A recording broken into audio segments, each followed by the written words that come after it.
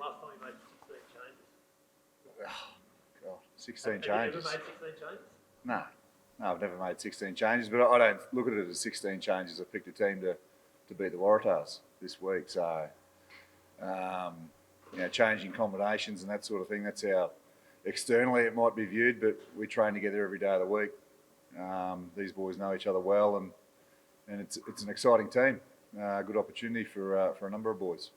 There's obviously some guys come back from injury, some guys come back from resting as well, and probably managing the workload of Falau and Joey and Tavita as well. Yeah, no, that's right. Look, it's a tricky competition this year. We don't have club rugby where guys can go and get some game time. There's no A games, so we've got to be smart. The last thing we want to do is get to the end of the season and all of a sudden you get a couple of injuries and guys have played no footy at all, or they've played dribs and drabs. So I've got full confidence in the 23 that I've selected to do the job.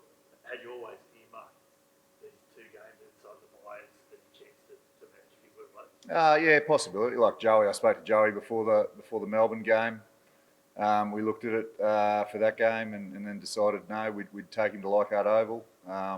Lonners was outstanding for us at the start of the year, and would have featured more if he didn't pick up that ankle injury. And Whitey's obviously off the back of COVID has now landed in our laps, and he's a Brumbie and an outstanding player with a whole lot of experience. He's a world-class 9, and he's been here the best part of a month now, so he'll get an opportunity off the bench.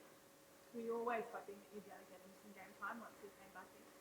Yeah, well, we didn't expect to have him, to be honest. We thought he'd be playing against the Irish and then the Rugby Championship, and so it's sort of, as I said, landed in our lap. But we've got a responsibility for the players that have been here since November last year, and then obviously Whitey's got he's a part of our group now. He's got test footy ahead of him. He's trained hard, come back in incredible shape, and is ready to play. The best part of these past 2 weeks with these combinations in place? We had once we got through the Rebels game, we obviously had the bye last week.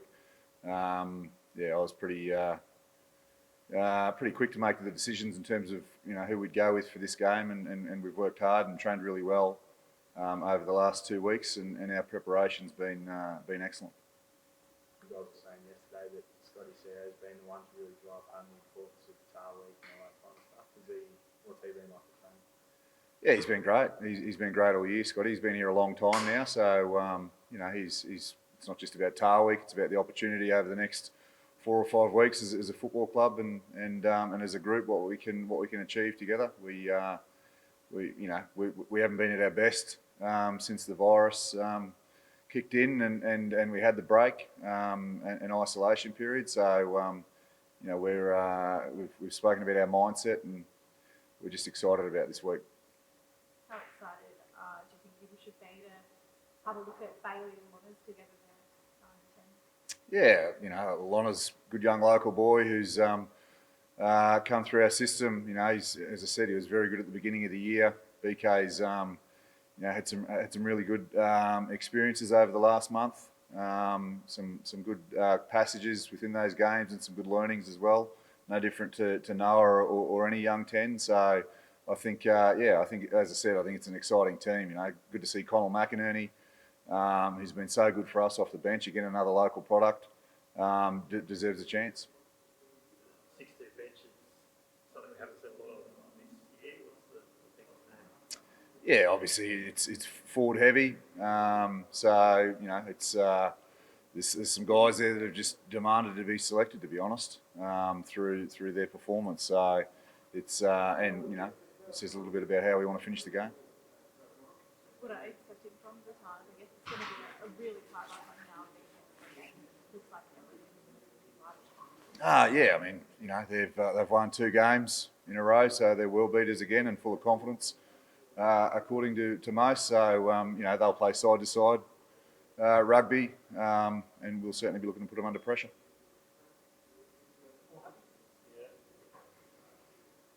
Let's see something. What's up with how do you think they're faring? Sorry, mate, I missed that. So you're saying other people might think they're world beaters, but how do you think they're faring? Yeah, good young side. I think Rob's done a good job there with it's a new coach, new coaching team, taking some time to implement his way of playing, but you can start to see that they've that the work they've done, that they're getting some confidence off the back of that, especially from the last 2 weeks. Dan, the Brumbies have always thrived upon being the underdogs. Are you happy to embrace a favouritism tag? Yeah, but that's for you guys to talk about, Christy. To be honest, we don't really care. We're just worrying about, as I said, we've had a really good 7 weeks at the beginning of the year, and we've been okay since the start of Super Rugby AU. But there's a real determination for us to take our game to another level. Tavita Kiridrani missing this one. That's a big out. Can you talk us through that? Is that just purely tactical, or is there anything else there? Like Tev's played a lot of rugby. As I said, if he goes down with 1 or 2 weeks to go, who's our next option? We've got 2 really good options there. I mean, Tev's a big out, but I tell you, who's a massive in is Solomon Carter, and really excited to see him at 13. Just a step closer into the footy, and we'll get more ball in his hands. And he's the sort of bloke, if you're defending him, you're hoping he passes it, so he'll create some havoc. And it wasn't, sorry Tom, I know you're eager to get in. It wasn't long ago that Lockie McCaffrey was really causing havoc. And I remember a couple of years ago down there, Michael Hooper wasn't. It might have been last year. Michael Hooper wasn't particularly pleased. There was a bit of rough and tub, push and shove. Is he the kind of guy that you really want to bring back? He's obviously in the starting side to ruffle a few feathers.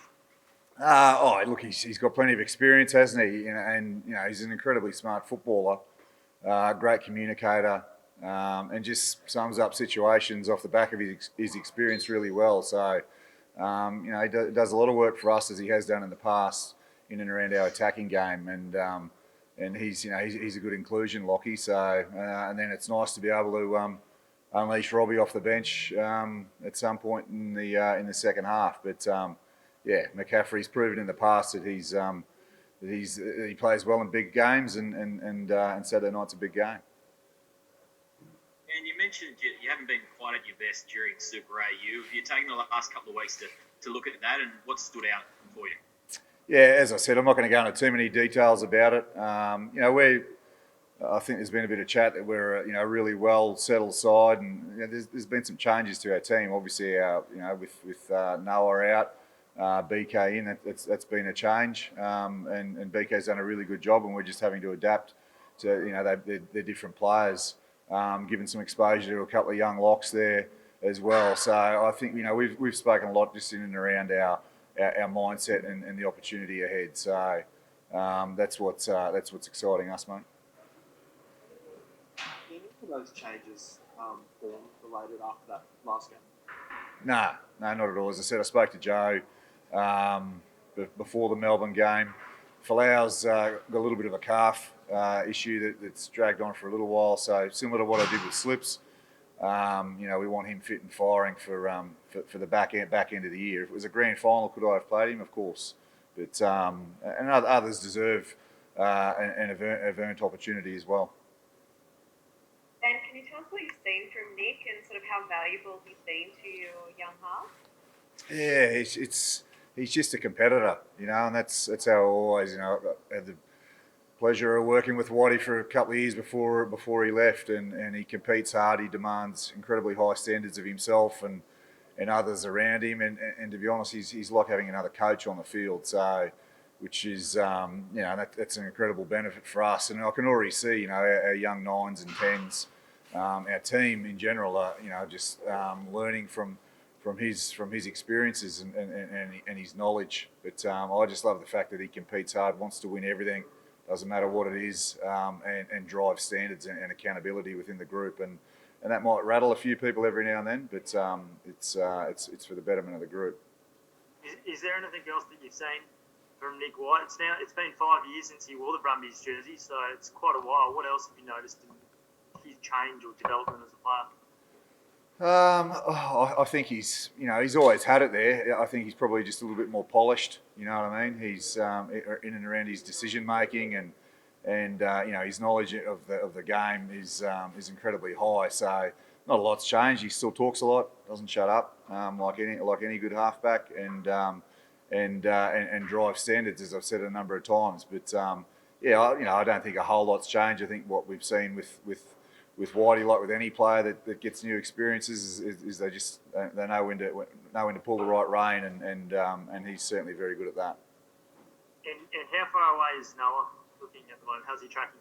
Yeah, no, he's going along nicely. We're pushing to have him back for the back end of the season. So we couldn't give you an exact date at the moment, but he's highly motivated. Our S&C and medical staff are doing a great job with getting him back as soon as we can. But he's at the beginning of his career. We certainly won't rush him back where he's in a position to potentially redo the injury. We've got to think long term with him. And Dan, is it fair to say is this the biggest game of Super Rugby AU so far? The Tahs side coming back into some form, and the Brumbies hoping to respond. Hopefully, a big crowd in Canberra. Top of the table, but you might actually lose that if you lose the game.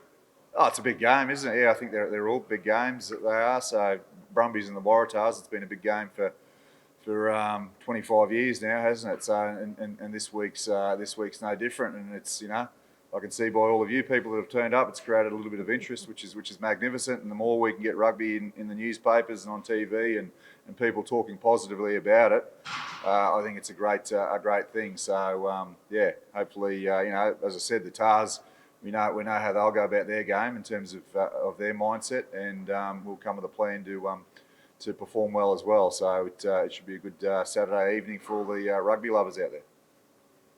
Just think of the last time you played Hannigan and Simmons, particularly gave the line out a heap of trouble. So Douglas comes back, Neville comes back, Caffrey starting. You're confident you can overcome those threats. Yeah, 100%. They're a good line out defence. There's not too many line-outs at the moment that aren't putting pressure on opposition ball. You know what I mean? And they did a good job of that up there against us a few weeks back. So that was an uncharacteristic night for us in and around line-out in particular. So it's an area that we've worked hard on and understand we've got to be better at.